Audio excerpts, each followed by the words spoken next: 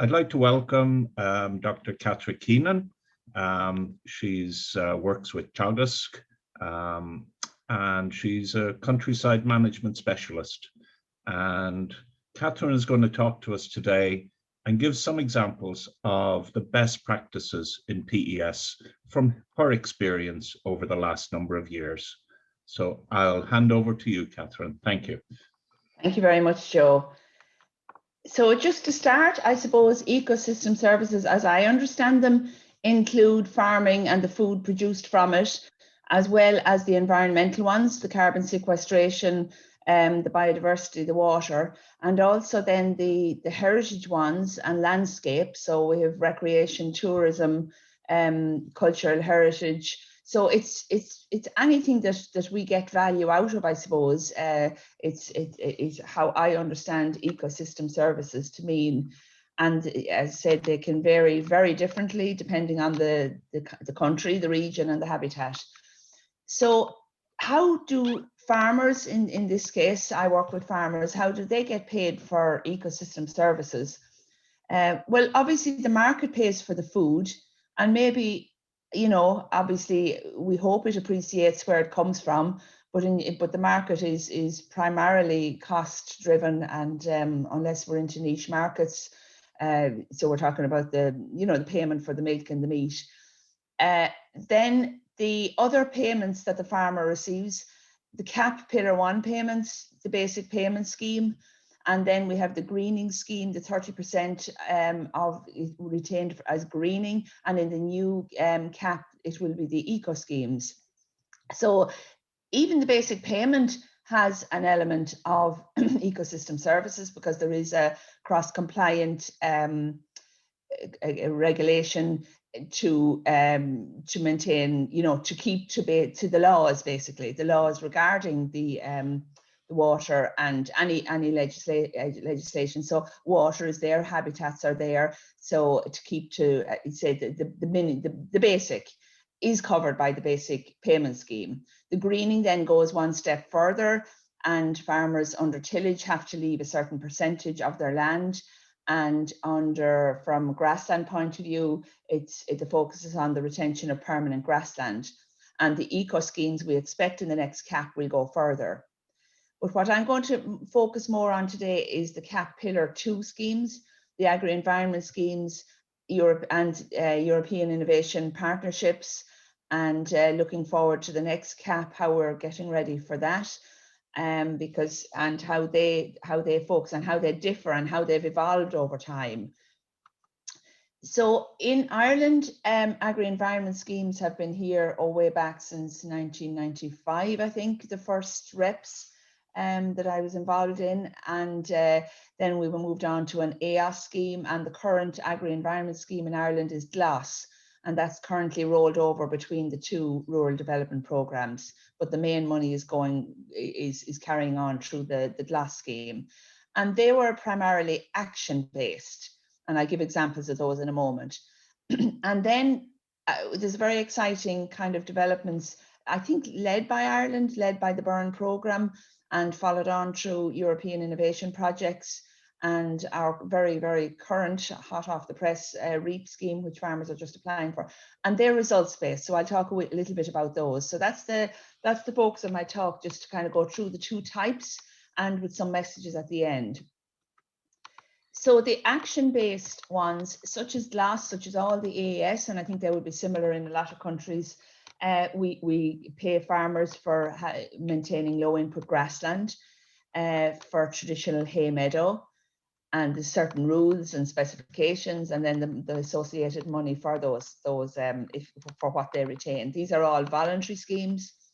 Low emission slurry spreading is obviously both the carbon and a water quality, more so than biodiversity, but that's all part of the ecosystem services. The wild bird cover is a lovely measure where farmers grow crops, particularly in grassland, but in all areas, because the crops are left unharvested as a giant bird table, and the farmer gets paid accordingly, and the birds have seed over the winter.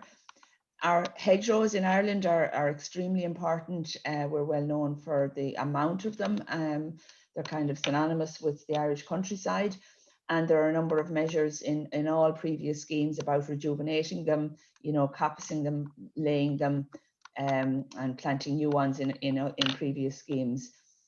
Moving on to the water, well, water and biodiversity, there's a lot of measures on riparian margins, retaining fencing off margins, which protects both the watercourse, the water quality, the water environment, and also that strip along by it is obviously a very good biodiversity margin as well. Fencing off watercourses that animals don't actually walk in through them. Protects the water as well, and sediment is a big issue in water courses, maybe more so as much or more than the nutrients that we'd have always been conscious of. But sediment is not good for the fish point of view. Then other little measures like the small woodland, the agri-environment schemes don't cover the forestry, so it kind of stops at the 0.1 of a hectare, so somewhat less than 0.1 of a hectare of small groves of trees has been included in agri-environment schemes. The rare breeds acknowledges the genetic biodiversity and the value of the traditional breeds, not necessarily well, these ones would be traditional breeds to Ireland, and how we may need the genetics of these in the future, and apart from keeping them from their own point of view. It's a good example of bringing in the landscape and the archaeological and the cultural heritage. Archaeological monuments have been protected under the schemes. Obviously, they must be retained under the law, and under the basic payment scheme, you cannot remove them. But the agri-environment schemes try to go a little further and protect them. And it's a difficult one because, you know, we have to be very careful before we do anything with those.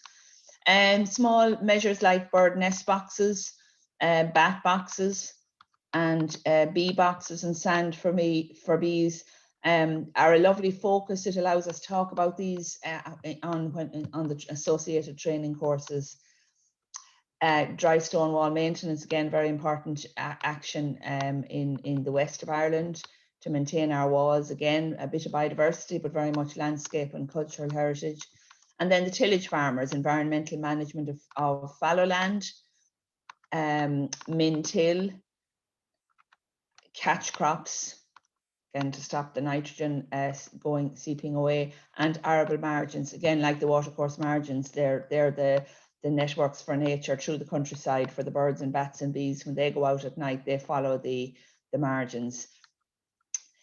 Now, so moving on then from the action-based schemes, where what we've moved now, the Burren is very famous in Ireland for its very unique flora, and maybe 20 years ago, it started off with a Teagasc PhD and then went on to a life program. And we've gone through a number of programs since.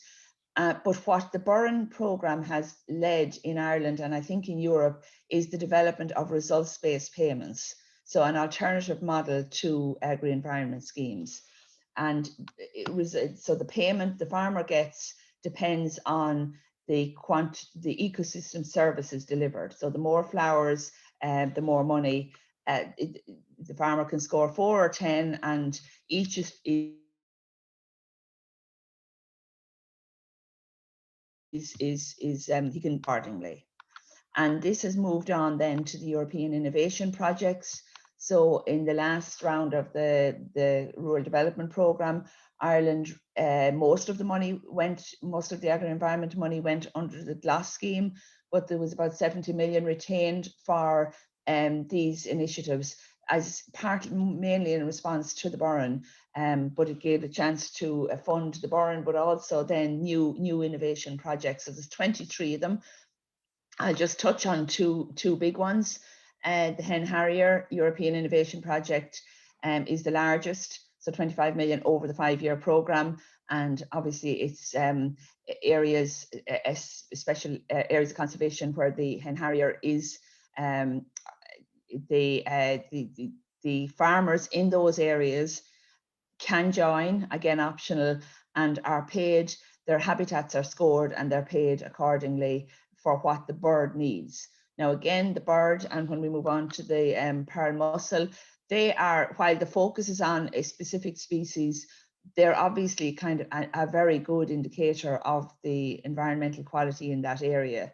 So it's not just about the bird or the pearl mussel, but the focus is on those.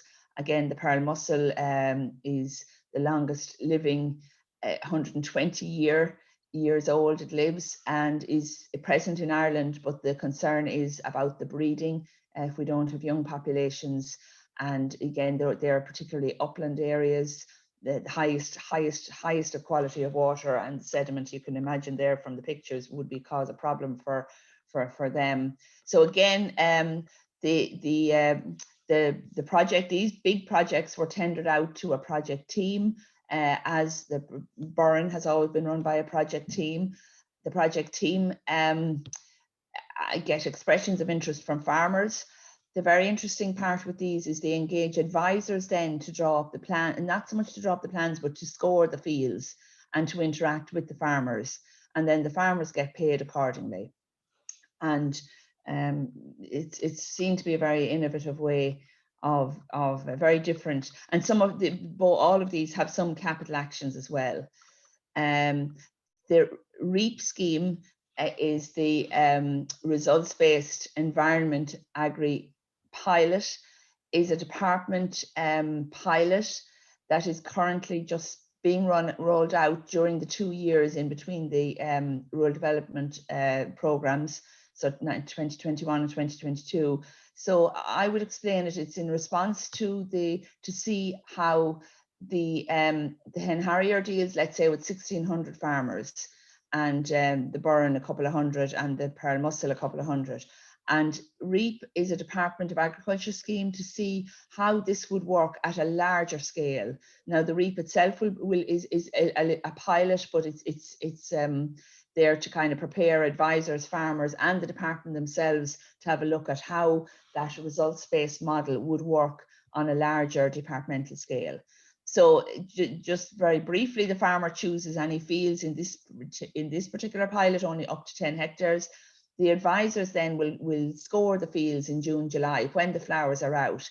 There are only two actions, but one grassland action being looked at in the REAP because it is a pilot. It's no reflection on the actions, all the other actions that I talked about that will be very likely in a future scheme. But for this pilot, just looking at grassland. And the advisor can look at either low input grassland, which is the extensively farmed, or multi-species lays, which is kind of a new development in intensive ryegrass reseeding. So again, the score will determine the level of payment. The advisor will also discuss the two capital options that are there of planting trees and hedges. And then the advisor will map the fields and the planting options and enter the scores. So again, this is a very new departure for advisors and farmers throughout Ireland. And just to explain then how this, and it's kind of the same principle for the other schemes, but in the REAP, the farmers will receive a participation payment of $1,200 per year, which pays them for their time and the advisor cost. The capital payment, if they go for the trees or the hedges, is in 1 year only, because we're in a 2-year program and there's only 1 year of planting left. But the interesting part then is the field score, how this works.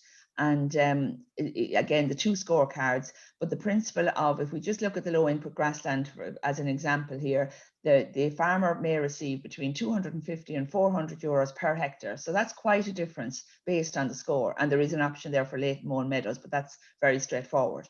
So the maximum the farmer can get is 4,500 if 10 hectares of lig in including late mown meadow.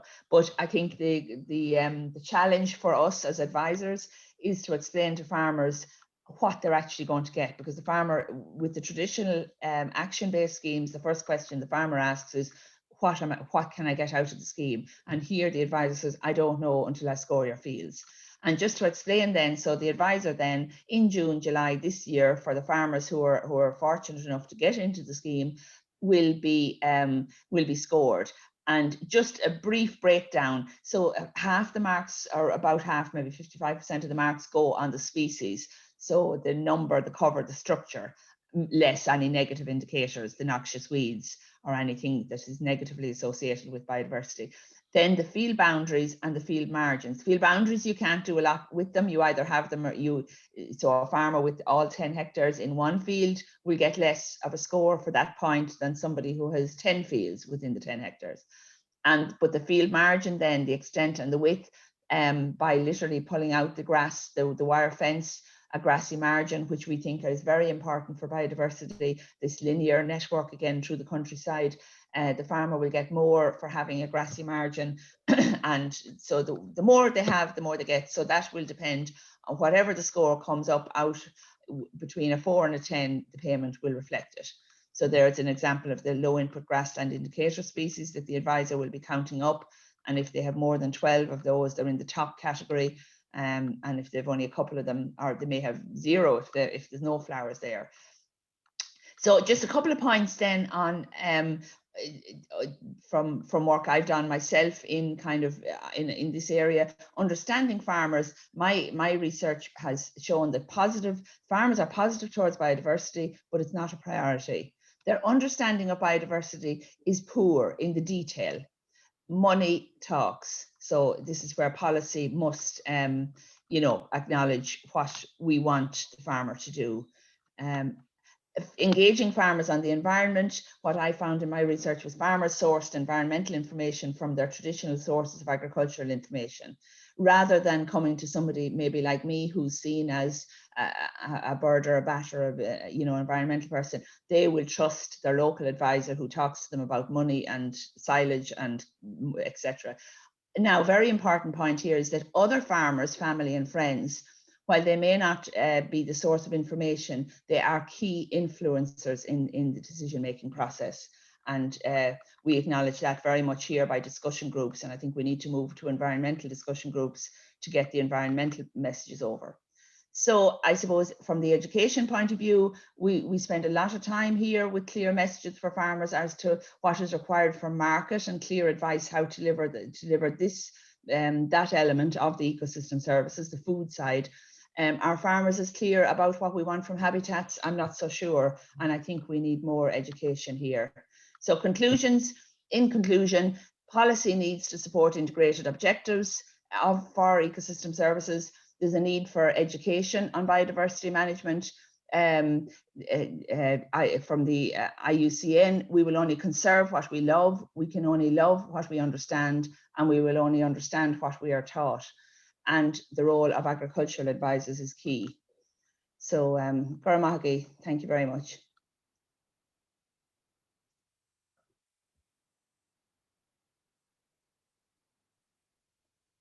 Wow, thank you very much, Catherine. That was it too long, Joe? Until I just just check, because